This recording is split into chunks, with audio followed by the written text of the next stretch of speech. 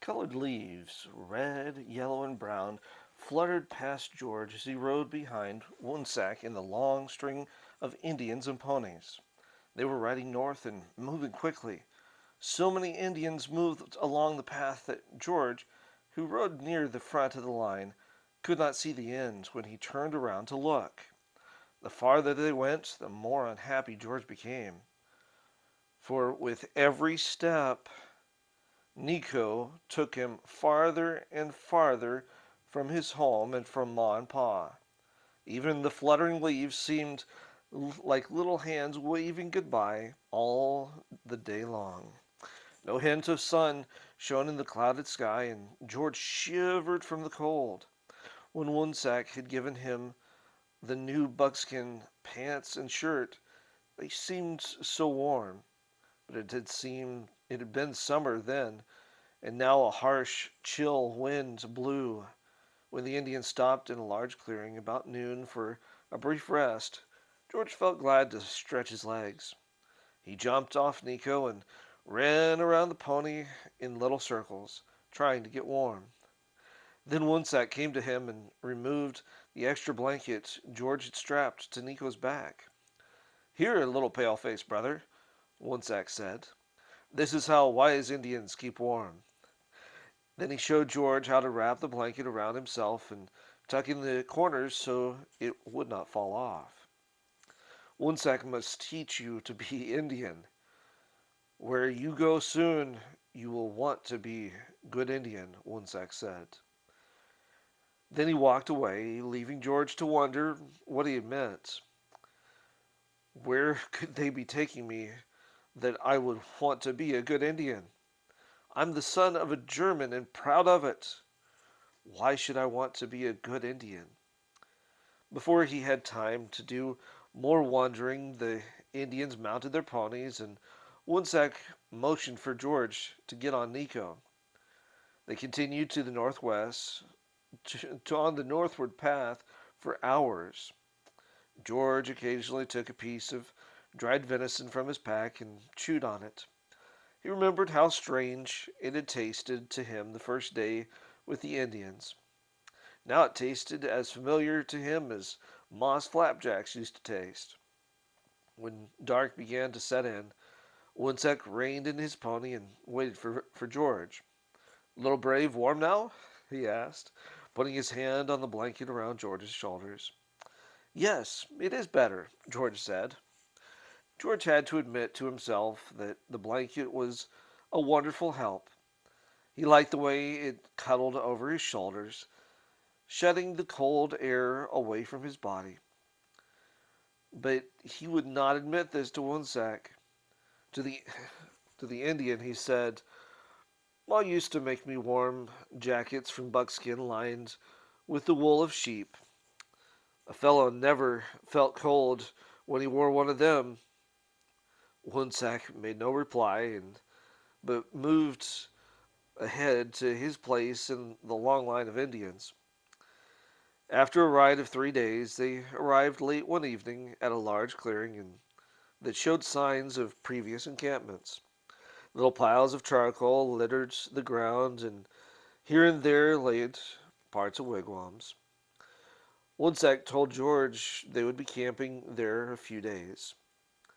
George wondered why, but did not ask. He helped Woonsack and his squaw set up a temporary shelter, and then gratefully rolled into his blanket and immediately fell asleep. The next morning, George awoke at about dawn to hear the sound of many pounding hooves galloping away from camp. He looked out of the flap of Woonsack's shelter. Only the squaws and a few wrinkled old men remained in camp. The old men sat around campfires as silent and still as boulders. They smoked long pipes and paid no attention when George asked where the younger braves had gone. Then George spotted Woonsack's squaw and asked her, "Paleface boy, help me make fire and not ask so many questions," she said sternly, and George meekly obeyed. After George ate stew that the Squaw boiled over the fire. He decided to take Nico for a brief ride around camp. He walked to the area where the ponies had been left and called for Nico. But Nico did not appear. Then he whistled his usual whistle, but still no Nico.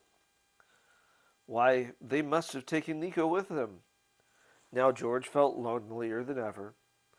What had caused them to go and leave him and the squaws and silent old men? Then a few days later, as unexpectedly as they had gone, the braves returned. They rode into camp, laughing and talking loudly. The ponies carried huge bundles that reminded George of the ones that had carried the goods stolen from his mother. As the Indians unloaded them, and he discovered they contained many things that only settlers could have made: copper pots, pretty china, some of it broken now, men and women's clothing, and the usual assortments of stolen silverware, clocks, vases, and candlesticks. Why, they've been on a raid and have stolen this stuff from some poor settlers, George thought. That's why the squaws wouldn't tell me where they had gone, and the old men wouldn't even listen to me. But just as the anger began to rise up inside of him, George spotted his pony Nico. "Nico!" he shouted, and ran to the little spotted pony. George threw his arms around Nico's neck and pressed the smooth head against his own. "So they took you with them? Well, I won't blame you for what they did, because you couldn't help it. But if only you could talk, then you could tell me where the settlement is and we could run there together." Then George began walking among the Indians again, watching as they inspected their bundles. He noticed that some of these braves were strangers.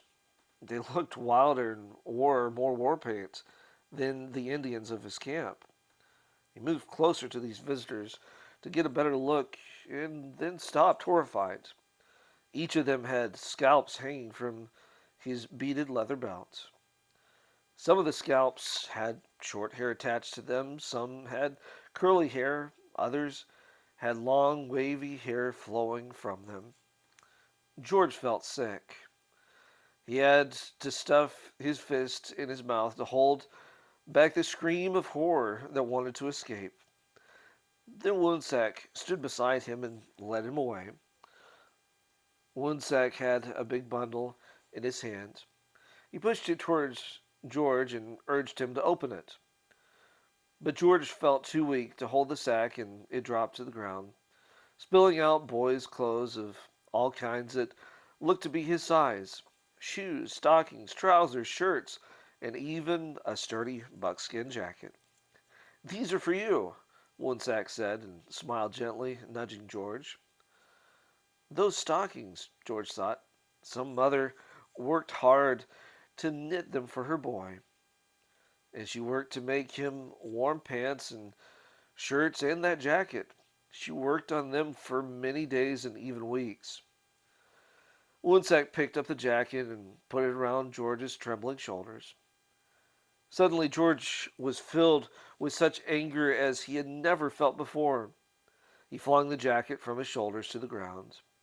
He cried out in sorrow and kicked at the bundle of clothes with all of his might. The Indians around him stopped their work and stared at him. Some looked surprised, and others looked plainly displeased, especially the visiting Indians. George looked around him at the strange Indian faces and knew he had to escape. He began to run from them, heading for the woods, tears streaming down his face. He heard pounding footsteps coming quickly behind him and tried to run faster, but instead he stumbled over the big roots of a tree and fell. Now strong arms grabbed him from behind and hit him several hard blows across the side of his head. George put up his hands to try to protect his head and kicked at his captor with his feet. Then the warm blanket was pulled from his shoulders. With a mighty twist, George pulled free of the strong hands and turned to face the angry Indian, whom he recognized as one from Woonsack's tribe. "I don't care!" George screamed at the Indian. "I don't want your dirty old blanket anyway. I hate it." The Indian just threw the blanket over his own shoulder and dragged struggling George back to Woonsack's shelter. George immediately took off the beaded moccasins and threw them with the whip at Woonsack's feet. His Indian friend looked at him sadly, but did not say a word. Not knowing what else to do, George then stepped inside the shelter and lay down to sleep. But cold winds blew into the shelter, and George could not sleep for shivering. He had no blanket to wrap himself in, and his shirt and pants were not thick enough to keep out the cold. He tried to think over what had just happened, but sleepiness finally overtook him. The next morning, George woke up to find his blanket, moccasins, whip, and belt lying by his side. Woonsack must have brought them to him. Now he felt a little ashamed for the way he had acted. But as he continued to think about it, he decided he had done the right thing. At least these Indians would know that he had hated killing and stealing. That he hated killing and stealing. Ma and Pa would want him to show this by the way he lived. Except, he thought, I guess I could have found a more grown-up way to show it. When he sat up, he saw Woonsack sitting on the ground nearby. The Indian did not smile, but he motioned for George to put the moccasins and blanket back on. George gladly obeyed, for he felt cold and stiff. His arms even looked blue. He ate a bowl of stew offered him by Woonsack's squaw, and then picked up his belt and whip and headed for the pony corral. Once on Nico's sturdy back, George felt better. He knew the Indians would be watching him, so he was careful to keep inside of camp. "I wish you could tell me where you have been, Nico," George whispered to his pony, as he had done the day before. "I know it wasn't your fault. You're a prisoner just like I am. You didn't want to go on the raid, did you, Nico? Oh, I hope we can run away together someday. But we'll have to wait for warmer weather now.